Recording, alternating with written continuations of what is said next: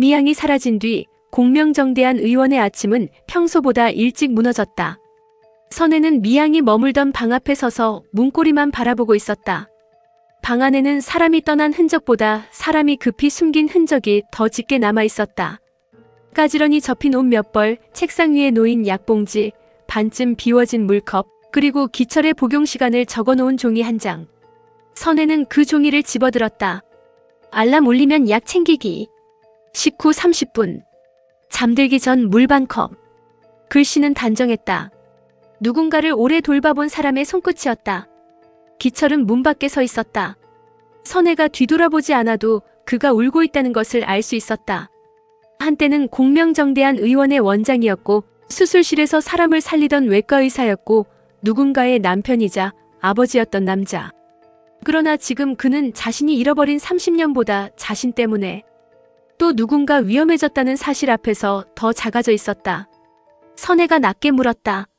기철 씨, 미양 씨가 정말 당신을 속인 사람이에요? 기철은 대답하지 못했다.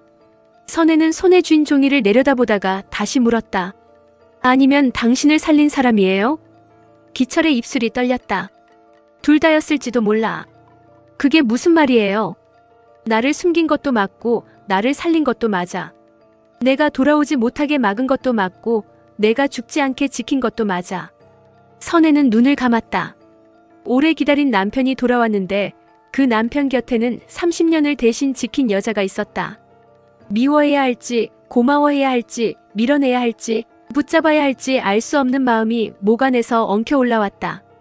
정한이 방 안으로 들어왔다. 그의 얼굴에는 밤새 잠들지 못한 피로가 남아 있었다. 아버지, 경찰서에서 연락 왔습니다. 기철이 고개를 들었다. 대안도 뒤따라 들어왔다. 평소처럼 누군가를 달래는 얼굴이 아니었다. 그도 이번만큼은 감정을 누르지 못하고 있었다. 매복했다고 위해를 시도하는 정황이면 이거 살인미수 혐의가 적용될 수 있는 사안이래요. 선혜가 종이를 움켜쥐었다. 정한은 말을 이었다. 당분간은 다들 조심하세요. 그렇게 말했습니다. 기철은 힘없이 웃었다. 결국 내가 또 가족을 위험하게 만들었구나. 정한의 얼굴이 굳어졌다. 그 말 하지 마세요. 내가 기억을 찾기 시작하니까 미양이가 도망쳤어. 누군가 그 사람을 쫓고 있고 그 이유는 결국 나 때문이야. 아버지가 사라진 30년이 아버지 혼자 만든 일입니까? 기철은 정한을 바라봤다. 정한의 눈은 젖어 있었지만 목소리는 단단했다. 우린 아직 아무것도 다 모릅니다. 그러니까 죄책감으로 먼저 무너지지 마세요.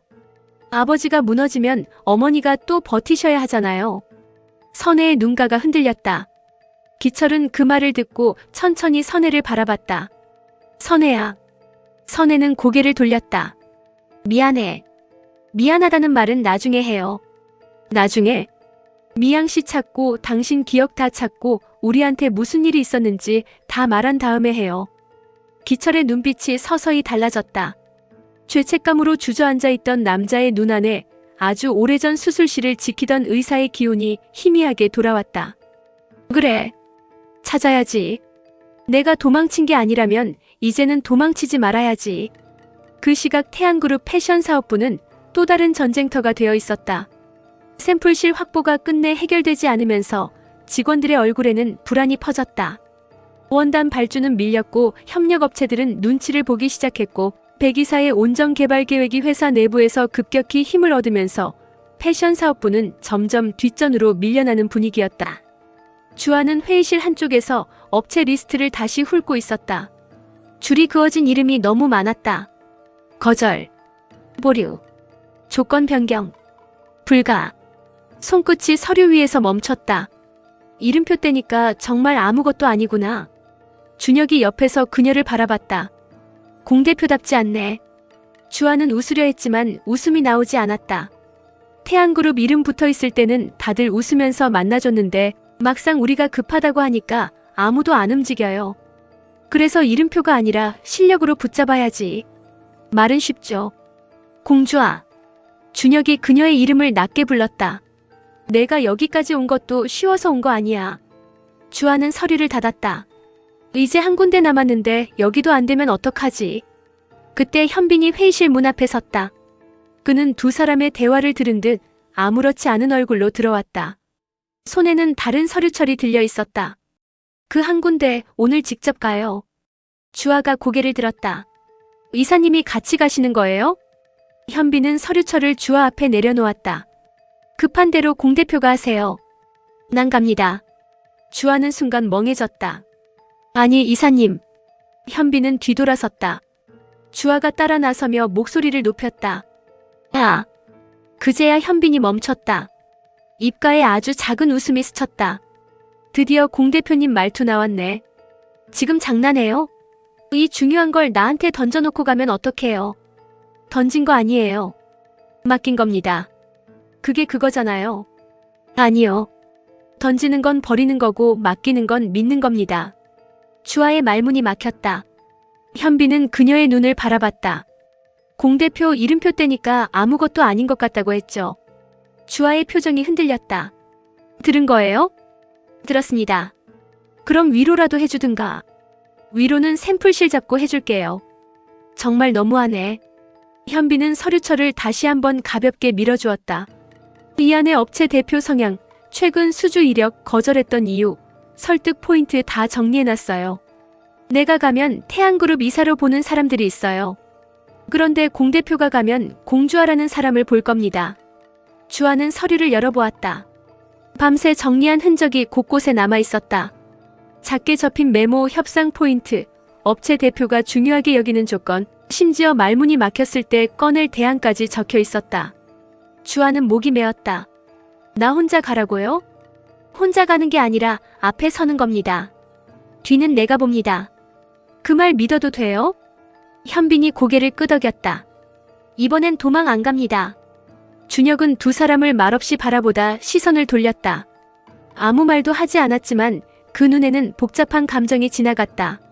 주아가 누군가에게 기대는 모습. 현빈이 누군가를 끝까지 밀어주는 모습. 그 사이에서 준혁은 자신이 설 자리를 다시 확인하고 있었다. 같은 시간 태양그룹 회장실에는 온정 지역개발계획안이 펼쳐져 있었다. 백 이사는 긴 테이블 위에 놓인 조감도를 천천히 손끝으로 짚었다. 온정시장, 공명정대한 의원, 양지바른 한의원, 오래된 상가 골목, 버스 정류장, 작은 약국, 낡은 분식집까지 모두 색으로 구분되어 있었다. 한 임원이 조심스럽게 입을 열었다. 이거 온정시장 상인들의 반발이 만만치 않을 겁니다. 백 이사는 미소를 지었다. 반발은 예상했습니다. 아무래도 우리 계획의 중심지가 시장이다 보니 불가피하게 싹 정리해야 되거든요. 그 말에 회의실의 몇몇 임원들이 서로 눈치를 보았다. 혜수는 의자에 앉아 조감도를 바라보고 있었다. 그녀는 아무 말도 하지 않았지만 표정은 점점 굳어졌다. 랜드마크는 어디 찍어 놓으신 모양이네요. 백 이사가 고개를 들었다. 부사장님도 보시면 아실 겁니다. 온정의 중심을 바꾸려면 상징이 필요합니다. 상징이라. 혜수가 조감도 중앙을 바라봤다. 그곳에는 오래된 시장 골목이 있었다. 백 이사는 자신있게 말했다. 낡은 정서를 붙잡고 있을 시간이 없습니다. 지하철 연장, 신도시 개발, 유동인구 확대. 지금 온정을 잡는 쪽이 향후 10년을 가져갑니다. 그 10년 안에 사는 사람들은요? 백 이사의 눈썹이 미세하게 움직였다. 개발에는 늘 조정이 따릅니다. 조정이 아니라 정리라고 하셨죠. 회의실 안의 시선이 혜수에게 모였다.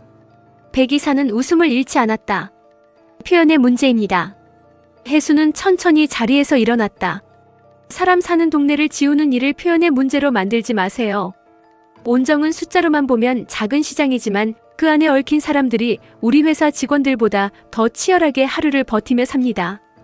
백 이사는 낮게 말했다. 부사장님 감정으로 사업을 하면 안 됩니다. 혜수는 그의 눈을 피하지 않았다. 사람을 지우는 사업이면 감정부터 확인해야 합니다. 백 이사의 입가에서 미소가 사라졌다. 회장님께는 이미 보고 드렸습니다. 혜수의 얼굴이 굳어졌다. 제 결제 없이요? 전략기획본부의 승인 절차는 남아있습니다. 다만 큰 방향은 위에서 관심이 많으십니다. 혜수는 조감도를 접지 않고 그대로 두었다. 백 이사님. 네. 온정시장 건드리면 생각보다 더 큰일이 날 겁니다. 백 이사는 고개를 살짝 숙였다. 그래서 더 빨리 움직여야 합니다. 그날 오후 온정시장에는 이상한 소문이 돌기 시작했다. 시장 땅이 팔린다. 대형 랜드마크가 들어온다. 보상금이 나온다. 나가야 한다. 계약서에 도장 찍은 사람이 있다. 누구는 이미 돈을 받았다. 아무것도 확인되지 않은 말들이 가게와 가게 사이를 오가며 사람들의 얼굴을 무너뜨렸다. 선혜는 약국 앞에서 상인들의 말을 들었다. 정말 우리 쫓겨나는 거예요? 여기서 30년을 장사했는데 어디로 가라고요? 그 랜드마크가 뭔데 우리 삶보다 중요해요? 선혜는 대답하지 못했다. 맞은편에서 선출도 그 말을 듣고 있었다. 그의 얼굴은 복잡했다. 30년 전 자신의 고집으로 사람들을 잃었고 이제는 개발이라는 이름으로 또 누군가의 삶이 밀려나려 하고 있었다. 그는 지팡이를 더 세게 쥐었다. 동익이 다가왔다. 아버지, 들어가시죠. 괜히 상인들한테 붙잡히면 골치 아픕니다. 선출이 아들을 바라봤다. 골치? 예? 저 사람들 삶이 골치냐? 동익은 당황했다. 그런 뜻이 아니라요. 동익아. 예. 사람이 늙으면 부끄러운 게 줄어들 줄 알았는데 오히려 더 많아지는구나. 내가 젊어서 밀어낸 사람들 얼굴이 자꾸 보인다. 동익은 말문이 막혔다. 그 순간 은빈이 한의원 안에서 뛰어나왔다. 아빠, 할아버지. 큰일 났어요. 온라인에 온정 개발 조감도 떠요. 동익이 휴대폰을 받아들었다. 화면 속 조감도 중앙에는 온정 시장이 표시되어 있었다. 공명정대한 의원과 양지바른 한의원도 개발구역 안에 있었다. 선출은 화면을 바라보다 낮게 말했다. 우리 집도 쓸려가겠구나. 동익은 얼굴이 창백해졌다. 설마요. 태양그룹에서 그렇게까지 하겠습니까? 은빈이 불안하게 말했다. 오빠 회사잖아요. 오빠한테 물어봐야 되는 거 아니에요? 선출의 눈빛이 현빈의 이름에서 멈췄다. 현빈. 그리고 주아. 그날 저녁 양지바른 한의원 사무실에는 불이 켜져 있었다. 현빈과 주아는 샘플실 협상 자료를 함께 보고 있었다. 주아는 낮에 마지막 업체 대표를 만나고 돌아온 뒤에도 쉽게 자리를 뜨지 못했다. 조건은 나쁘지 않았지만 결정은 보류였다. 그녀는 끝까지 포기하지 않으려 했고 현빈은 그런 주아가 무너지지 않도록 필요한 것만 조용히 건넸다. 대표가 제일 걸려하는 건 납기보다 책임 소재예요. 주아가 메모를 했다. 그럼 계약서에 지연배상 조항을 넣으면 될까요? 너퇴, 우리가 너무 불리하면 안 됩니다. 그럼 공동 책임 구조로. 좋아요. 주아가 고개를 들었다. 이사님. 네. 오늘 왜 나한테 맡겼어요? 현빈은 잠시 그녀를 바라봤다. 공 대표가 자꾸 자기 자신을 작게 보니까요. 제가요? 네. 내가 보기엔 누구보다 버티고 있는데 본인은 자꾸 이름표가 없으면 아무것도 아니라고 하잖아요. 주아의 손이 멈췄다. 엄마 딸 의사 면허 가진 사람, 태안그룹 디자이너, 공 대표. 이런 이름들 없이 그냥 공주아로 서는 게 가끔 무서워요. 현빈은 천천히 말했다. 나는 그 이름이 제일 좋은데. 주아는 고개를 돌렸다. 그런 말 아무렇지 않게 하지 마요. 아무렇지 않지 않습니다. 현빈의 목소리는 낮았고 주아는 그 목소리에서 더 이상 물러설 곳 없는 마음을 느꼈다. 현빈 씨. 네. 우리 언제까지 이렇게 조심해야 돼요? 현빈은 대답하려다 멈췄다. 문 밖에 선 그림자를 본 것이다. 선출이 서 있었다. 주아가 뒤늦게 일어섰다. 원장님. 선출의 눈은 두 사람 사이에 놓인 서류와 가까운 거리, 그리고 서로를 향해 있던 시선에 머물렀다. 현빈이 먼저 입을 열었다. 할아버지. 선출은 한참 뒤에야 말했다. 늦은 시간까지 일하나 보다. 주아가 조심스럽게 말했다. 샘플실 문제 때문에요. 제가 맡은 일이 있어서. 선출은 고개를 끄덕였지만 얼굴은 쉽게 풀리지 않았다. 공주아 씨. 네. 늦었는데 들어가 보게. 현빈이 바로 말했다. 제가 데려다 줄게요. 선출의 시선이 현빈에게 향했다. 넌 나랑 얘기 좀 하자. 주아는 두 사람을 번갈아 보았다. 현빈은 괜찮다는 듯 작게 고개를 끄덕였다. 주아는 서류를 챙기며 인사하고 밖으로 나갔다. 문이 닫히고 나서야 선출은 천천히 의자에 앉았다. 현빈아. 네. 너 공주아 씨 좋아하냐? 현빈은 피하지 않았다. 네. 선출은 눈을 감았다. 그 대답이 너무 빠르고 단단해서 오히려 더 아팠다. 언제부터냐? 오래됐습니다. 그 집이 어떤 집인지 몰라서 그런 거냐? 압니다. 알면서도 그래. 알아서 더 조심했습니다. 선출은 지팡이를 손바닥 아래에 두고 힘을 주었다. 조심해서 될 일이 있고 조심해도 안 되는 일이 있다. 할아버지. 때 아니하고 동숙이는 어른들이 허락했다. 그건 서로 상처를 알고도 늦게 만난 사람들이다. 그런데 너와 주아는 다르다. 너희는 앞으로 살아야 할 날이 길다. 양쪽 집안의 남은 원망까지 끌어안고 살기엔 너무 젊다. 현빈의 눈빛이 흔들렸다. 그래서 제 결혼을 서두르시는 겁니까? 선출은 대답하지 않았다. 현빈은 낮게 말했다. 저를 다른 사람에게 보내면 해결됩니까? 적어도 더 깊어지기 전에 멈출 수 있다. 저는 멈출 생각 없습니다. 선출의 얼굴이 굳어졌다. 내가 그 집 아이를 좋아할수록 그 아이가 더 힘들어진다. 그 말은 세리 엄마도 했습니다. 맞는 말이니까. 그럼 저는 평생 제가 사랑하는 사람을 힘들게 할까봐 도망쳐야 합니까? 선출은 고개를 들었다. 나는 도망치라는 게 아니다. 결혼시키겠다는 말이 도망치라는 말이 아니면 뭡니까? 선출은 처음으로 목소리를 높이지 못했다. 현빈이 자신을 닮지 않기를 바랐지만 지금 그의 눈앞에 있는 손자는 사랑 앞에서 물러서지 않으려는 젊은 날의 자신과 너무 닮아 있었다. 현빈이 장가보내자. 그 말은 저녁 식탁에서 다시 나왔다. 양씨 집안 식구들이 모두 모인 자리였다. 세리는 이미 선출의 표정을 보고 무언가를 짐작한 얼굴이었다. 동익은 밥숟가락을 내려놓았다. 아버지, 갑자기 무슨 말씀이세요? 선출은 현빈을 바라보지 않고 말했다. 갑자기가 아니다. 나이가 찼다. 은빈이 눈을 크게 떴다. 오빠를요? 누구랑요? 세리가 조심스럽게 웃었다. 마음에 두신 사람이라도 있으세요? 선출은 천천히 고개를 들었다. 있다. 현빈은 젓가락을 내려놓았다. 할아버지. 동익은 분위기를 살피며 말했다. 그래도 요즘 세상에 어른들이 정해준다고 되는 것도 아니고 정해준다는 게 아니다. 만나보라는 거다. 세리의 눈빛이 변했다.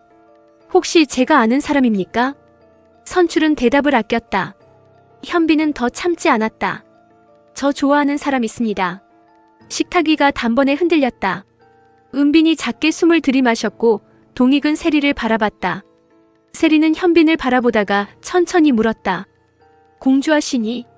현빈은 침착하게 대답했다. 네. 동익은 의자에 등을 기대며 입술을 다물었다. 선출은 눈을 감았고 은빈은 두 손으로 얼굴을 가렸다. 세리가 낮게 말했다. 결국 이렇게 말하게 되는구나. 현빈은 세리에게 고개를 숙였다. 죄송합니다. 숨기려던 건 아니었습니다. 숨겼지. 현빈의 얼굴이 굳었다. 네. 숨겼습니다. 세리는 눈가가 붉어졌지만 목소리는 무너지지 않았다. 왜 숨겼는지도 알아? 이해도 해. 그런데 이해한다고 안 아픈 건 아니야. 동익이 조심스럽게 끼어들었다. 세리야. 당신은 가만히 있어요. 동익은 입을 닫았다. 세리는 현빈을 바라봤다. 현빈아. 너 공주아씨 정말 좋아해? 네. 그럼 그 아이가 우리 집 때문에 또 울어도 감당할 수 있어?